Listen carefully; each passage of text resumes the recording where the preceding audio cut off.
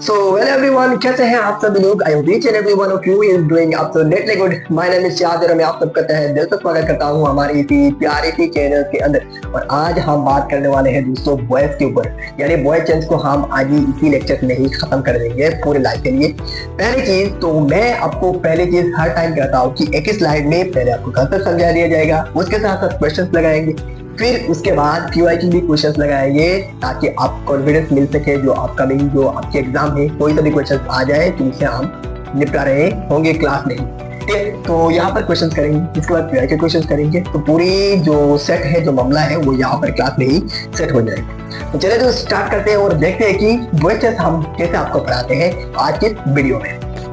अब स्टार्ट करते हैं मेरे दोस्तों वॉइस की बारी है। वॉइस को एक ही स्लाइड में ही सारे कुछ निपटा देंगे, बस आपको अटेंशन से और फुल ध्यान से इस चीजों को समझना है। यहाँ पर मैंने एक बॉक्स बनाई हुई है और यहाँ पर भी एक बॉक्स है और कुछ इंपॉर्टेंट ऐसी चीज लिखी हुई है। आपको अगर इसी चीज को एक बार ध्यान से देख डाला, अगर आपने इसी चीज को अगर एक बार ध्यान से देख डाला तो लाइफ होगा ही तुम्हारी जिंगल अदा। तो यहाँ पर मैंने जो पहली वाली बॉक्स लिखी हुई है आराम से पहले इलाबोरेट करता हूँ, पहले ध्यान से समझिएगा, उसके बाद क्वेश्चंस लगाने का आइएगा। पहले मैंने यहाँ पर ये लिखा कि अगर किसी सेंटेंस में एम है, इज है, आर है, एम है, इज है, आर है, वो एक्चुअली प्रेजेंट में होती है और इसलिए हमने इसको एक बॉक्स में डाल दिया। बस समझने के लिए ट्रिक्स है, ये आप ट्रिक्स कह सकते हो, कोई टेंस नहीं लगेगा। अगर आपको टेंस भी नहीं आती फिर भी आप क्वेश्चंस लगा सकते हो, बस ध्यान से सुनिएगा, समझिए।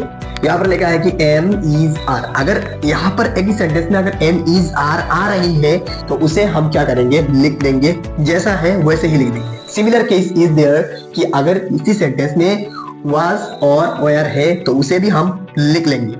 क्या कहा आपने, समझ में नहीं आया, कोई बात नहीं, क्वेश्चन जब कराएंगे फिर से रिपीट करेंगे, फिर से चीजों को इलाबोरेट करेंगे। सिमिलरली केस, बस आप अभी समझिए, सुनते जाइए।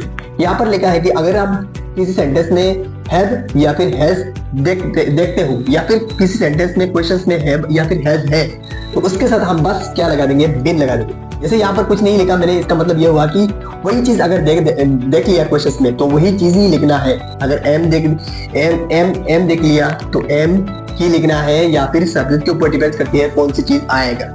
अगर हैव है या फिर हैज है तो उसके साथ हम क्या लगा देंगे, बिन लगा देंगे। सिमिलर केस इज देयर कि अगर हैड है तो उसके साथ हम क्या लगा देंगे, बिन लगा देंगे। If two object is given in the questions, अगर क्वेश्चंस में दो ऑब्जेक्ट है मेरे भाई, क्योंकि ऐसा भी क्वेश्चंस आती है, एग्जामिनर फंसाने की कोशिश करती है। अगर दो ऑब्जेक्ट है किसी क्वेश्चंस में तो हम चूज एनी वन, यानी आपकी मर्जी से कोई एक चूज कर लेनी है। And other object use after verb, यानी जो एक क्वेश्चंस में दो जो ऑब्जेक्ट होगा पहले तो हम किसी एक को चूज कर देंगे और दूसरे वाला जो रह जाएगा उसे हम लिख देंगे, यानी वर्ब के बाद में, या फिर कह सकते हो कि बिफोर ऑब्जेक्ट, यानी ऑब्जेक्ट से पहले या फिर बाद के बाद हम उसे जो अदर ऑब्जेक्ट रह जाएगा उसे हम लिख देंगे। क्या कहा, समझ में नहीं आया, कोई बात नहीं, क्वेश्चन करेंगे। इफ अगर बार के साथ कोई ING आ जाए, जैसे गो अगर एक बार अगर उसके साथ ING में लगा दूं तो क्या हो जाएगा, गोइंग हो जाएगा। तो यहाँ पर गो के साथ ING आ गया ना, तो अगर बार के साथ कोई ING आ जाती है तो हम बिंग लगा देंगे। जैसे यहाँ पर मैंने लिखा ना कि यहाँ पर हैव है तो हम क्या लगा देंगे, बिंग लगा देंगे।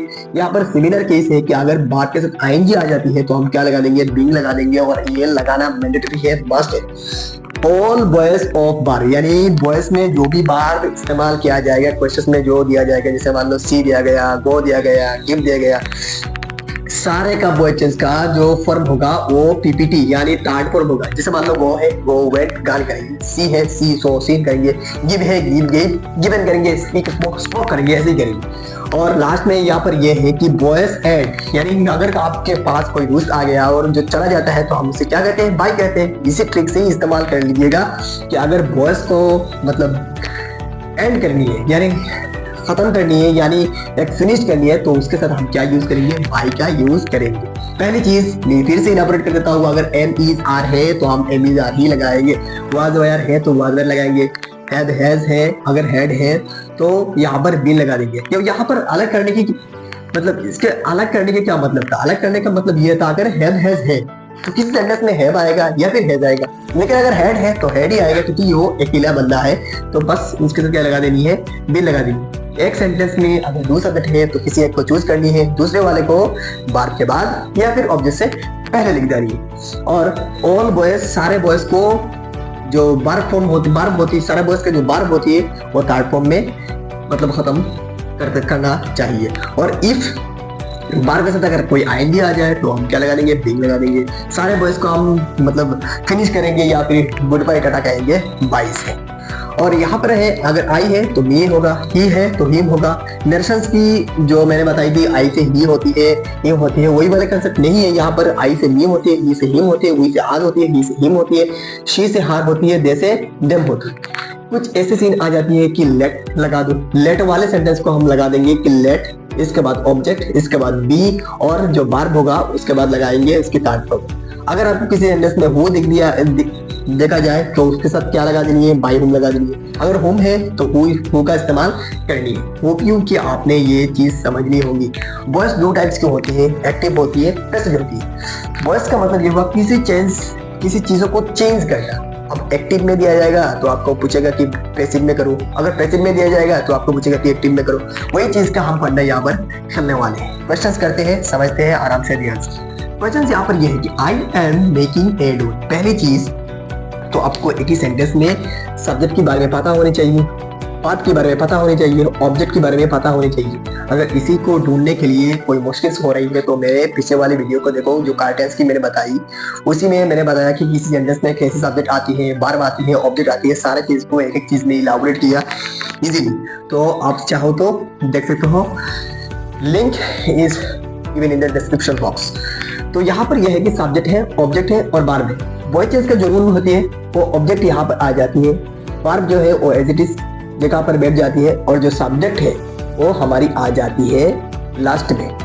तो यही होती है वॉइस चेंज का फंडा। शायद आपने अभी तक नहीं देखा हो ऐसा कोई बॉक्स, ऐसा कोई कुछ, और ये ट्रिक्स मैंने खुद बनाई हुई है, इसलिए मेरे को पढ़ाने में बहुत अच्छा लग रहा है दोस्तों। अगर आपको ये देख के बहुत अच्छा लग रहा है तो क्या करना है खुद को पता है। तो क्वेश्चन यहाँ पर ये है, I am making a door now. इसका मतलब पहले सब्जेक्ट क्या है, सब्जेक्ट क्या है, आई है। इसके बाद जो वर्ब होती है वो मेक होती है, मेकिंग होती है। इसके बाद जो ऑब्जेक्ट होती है वो ए डॉल होती है। कि यहाँ पर ए सब्जेक्ट और वर्ब ऑब्जेक्ट आया, सब्जेक्ट वर्ब ऑब्जेक्ट आया। तो हमें जो रूल फॉलो करनी है वो ऑब्जेक्ट को पहले लानी है। तो पहले कैसे लाएंगे, ए डॉल को पहले लाएंगे। ए डॉल को कैसे लाएंगे, जैसे मान लो यहाँ पर ए डॉल है, एज इट इज लिख देंगे उसे ए डॉल।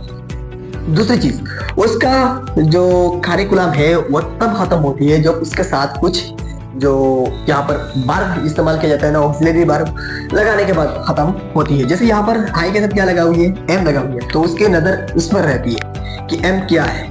तो ए डॉल के आई के साथ एम हुआ, और यहाँ पर जो एम है क्या यहाँ पर दिख रहा है भाई, यहाँ पर जो एम है तो क्या यहाँ पर दिख रहा है। तो एम इज आर, इन तीनों में से किसी एक को डॉल के साथ लगा देंगे, यानी चूज करना है।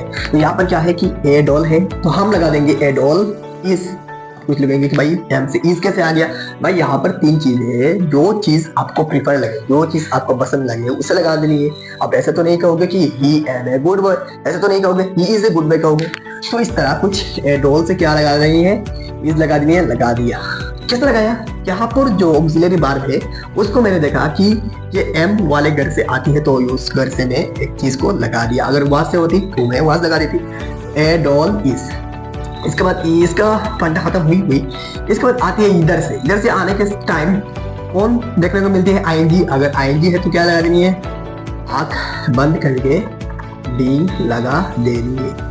तो ए डॉल आईएनजी से क्या आ गया, बीइंग आ गया। इसके बाद क्या है, मेक है। मेक का जो थर्ड फॉर्म होती है, क्योंकि मेक एक बार नहीं, अगर बार है तो सारे बार का क्या होती है, थर्ड फॉर्म होती है। तो मेक का जो थर्ड फॉर्म होती है वो क्या होती है, मेक्ड होती है। मेक मेक्ड। अगर गो होती तो गो वेंट, गन होती थी तो मेक्ड।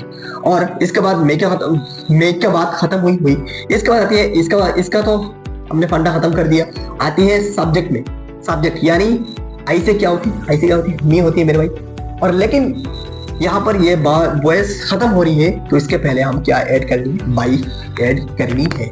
दूसरे वाले सेंटेंस को देखते हैं और क्लैरिफिकेशन आ जाएगा। पहले चीज सब्जेक्ट है, वर्ब है, ऑब्जेक्ट है, और ये क्या है सर, ये भाई एक टाइम का इस्तेमाल कर रहे हैं, जो टाइम के, अगर किसी क्वेश्चन में टाइम की इस्तेमाल करती है, या फिर कुछ नाउ हो गया, देन हो गया, टुमारो हो गया, या फिर कुछ 3 PM हो गया, 4 PM हो गया, ऐसे कुछ अगर सीन आपको देखने को मिलते हैं तो उसे आप पहली चीज तो उसको आप इग्नोर करके रख लो कि ये चीज जहां पर है वहां पर ही हम बैठाएंगे।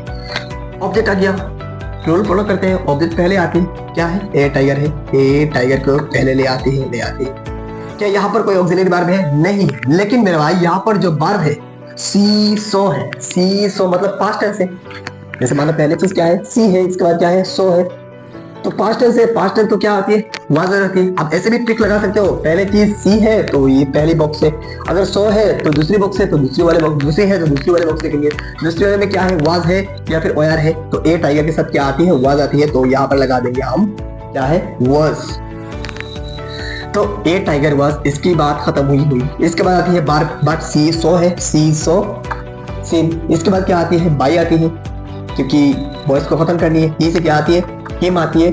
और जो मैंने इग्नोर किया उसको हम एज इट इज लास्ट में लिख डालेंगे। क्यों? क्योंकि ये समय समझा रही है हमको। इसके बाद आती है इस वाले सेंटेंस। इस वाले सेंटेंस को अगर देखें तो क्वेश्चन मार्क वाले सेंटेंस है। जैसे मान लो हु ओपन द डोर। पहले चीज मैंने कहा कि क्वेश्चन मार्क वाले सेंटेंस में अगर तुम्हें हु देखने को मिला तो क्या यूज करेंगे? By home. तो बाई होम यूज कर लेते हैं मेरे भाई, तो बाई होम, बाई होम। इसके बाद आती है सब्जेक्ट। सब्जेक्ट कौन है? द डोर है। ऑब्जेक्ट कौन है? वर्ब है। नहीं, ये क्या है? ओपन क्या है? वर्ब है।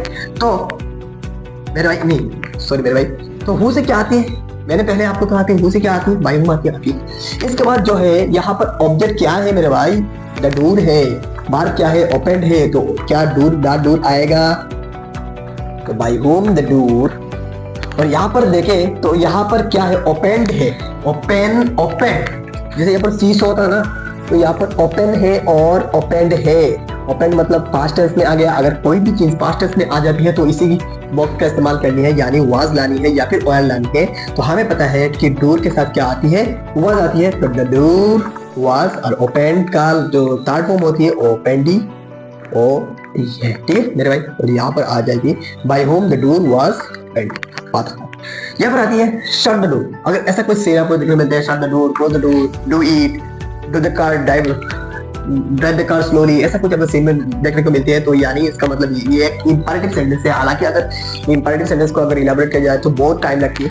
तो आप अगर ऐसा मान लो कि ऐसा कुछ अगर सीन देखने को मिलती है तो मैंने यहाँ पर एक फॉर्मूला लिख दिया। पहले चीज तो लेट लग जाएगा, तो पहली चीज लेट लगा देती है मेरे भाई, लेट लगा देती है। इसके बाद आते हैं ऑब्जेक्ट। ऑब्जेक्ट क्या है? यहाँ पर ये वाला बार है, ये वाला क्या है? ऑब्जेक्ट है। जैसे यहाँ पर ये वाला बार था, ये वाला ऑब्जेक्ट, तो ऑब्जेक्ट लिख दिए। इसके बाद ऑब्जेक्ट है, ऑब्जेक्ट लिख देंगे, लेट द डोर, लिख दिया। इसके बाद क्या है? बी लगानी है, बी लगा दो भाई, बी लगानी है, बी लगा दिया। लेट लगानी है, लेट लगा दिया।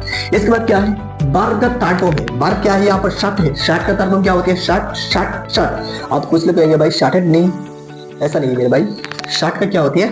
शट होती है। इसके बाद ये वाले क्वेश्चन में आते हैं कैट किल माइस। पहले तो सब्जेक्ट है, वर्ब है, ऑब्जेक्ट है, एज इट इज है। तो ऑब्जेक्ट पहले चीज आएगा, तो द माइस, माइस आ जाएगा। अब क्या ऑक्सिलरी वर्ब लगानी है, नहीं लगानी है, फलाना है, ढिमकाना है, क्या करनी है, ये चीज इसके ऊपर डिपेंड करती है। क्या किल है यहाँ पर? क्या किल्ड है? नहीं, पहले चीज तो पहले ओपेंड था। ओपेंड अगर था तो दूसरे वाले बॉक्स का इस्तेमाल किया। अगर ओपन होती तो पहले वाले बॉक्स का इस्तेमाल होती। सिमिलर केस इज देयर कि अगर किल है और अगर किल्ड है, तो अगर किल्ड होता तो हम इसी बॉक्स का इस्तेमाल करते। लेकिन यहाँ पर क्या है? किल है तो पहले वाले बॉक्स का इस्तेमाल करेंगे। तो यहाँ पर द माइस इज आएगा, यानी इन तीनों में से किसी एक को चूज करनी है। इज चूज करने का, द माइस इज। इसके बाद खत्म हुई। इसके बाद बार की। बार का जो फंडा है वो हमेशा थर्ड फॉर्म में आती है। तो किल, किल्ड, किल्ड। और इसके बाद आती है सब्जेक्ट की। सब्जेक्ट तो कैट है, लेकिन कैट के साथ पहले क्या लगानी है? बाय लगा देनी है। क्या आपको समझ में आया? एकदम इजी है मेरे भाई। बॉय चेस की एक बात याद रख लेना कि लास्ट में करके आना है, और लास्ट से अगर ऑब्जेक्ट है तो ऑब्जेक्ट को करना है। इसके बाद जो वो चीज आती है उसी चीज को use formula and right the answer, ठीक है। तो यहाँ पर कुछ क्वेश्चन दिए हुए क्लैरिफिकेशन के लिए और 4 ऐसे हार्ड पड़े क्वेश्चन ले लेती है ताकि आपको पूरे बेनिफिट्स मिल सके।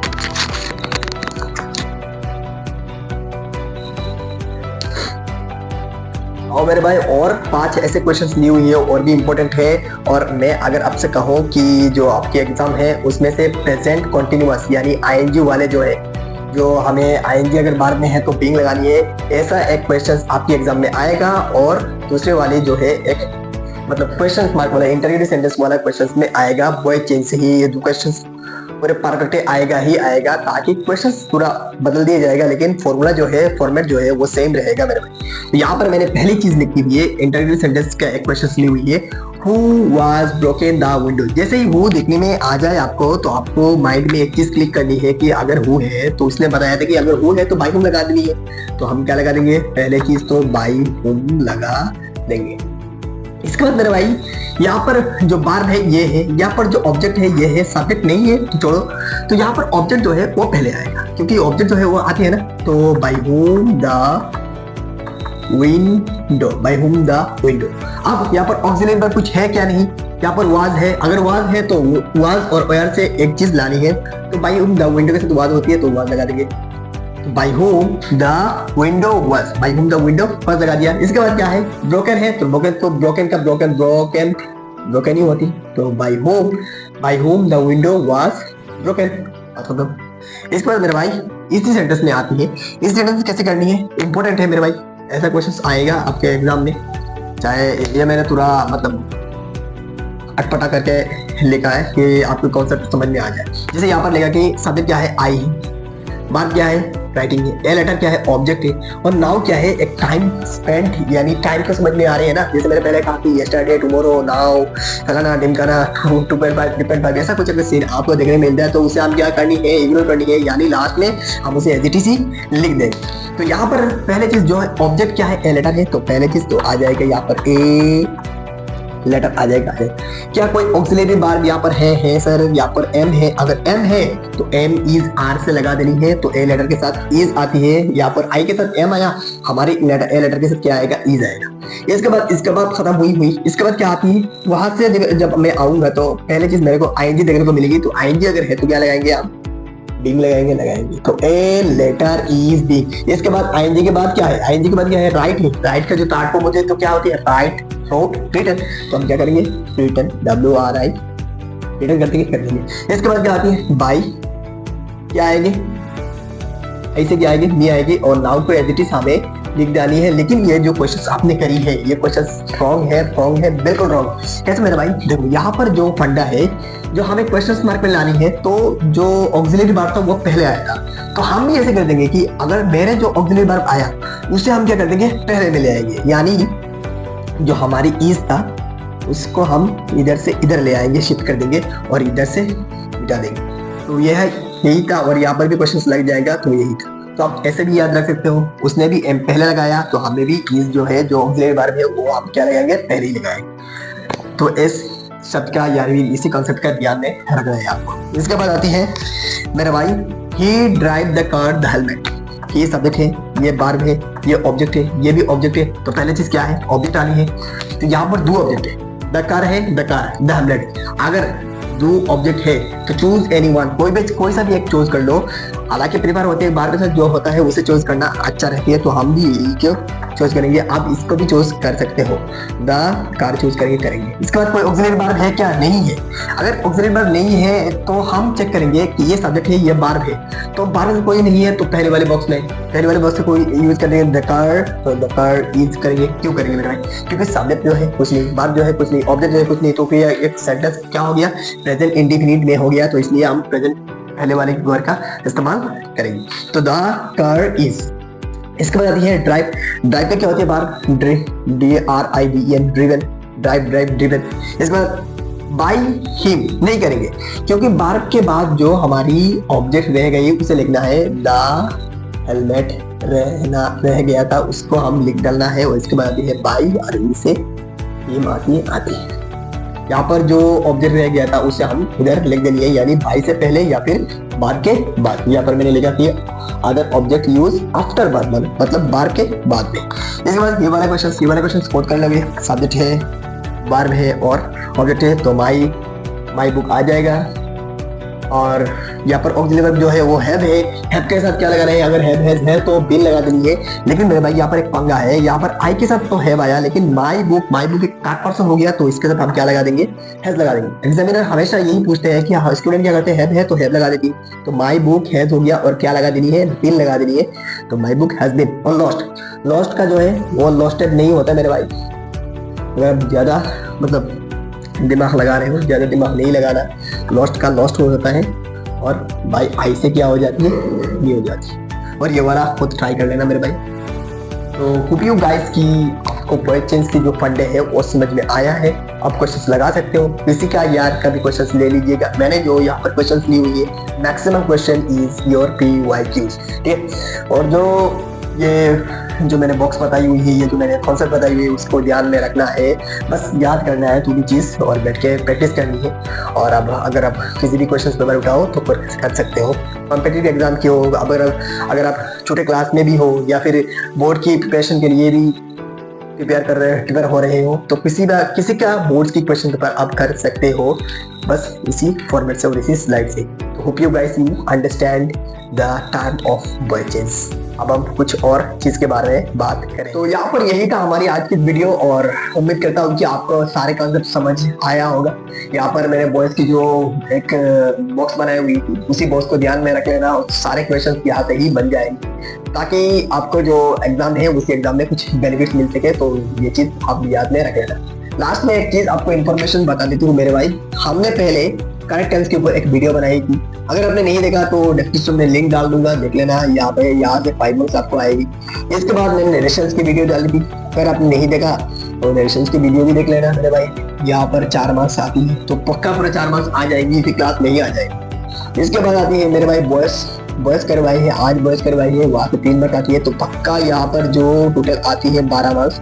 अगर तुमने ये 3 वीडियो अच्छी तरह से देख लिया तो ये जो 12 मार्क है वो तुम्हारे पॉकेट में आ गया। तो यहाँ पर यही था। तो मिलते हैं दोस्तों अगले लेक्चर में, और क्या चाहिए आपको अगले लेक्चर में जरूर कमेंट में बताना। वीडियो कैसी लगी वो भी बताना। तो मिलते हैं आपसे अगले लेक्चर में, तब तक के लिए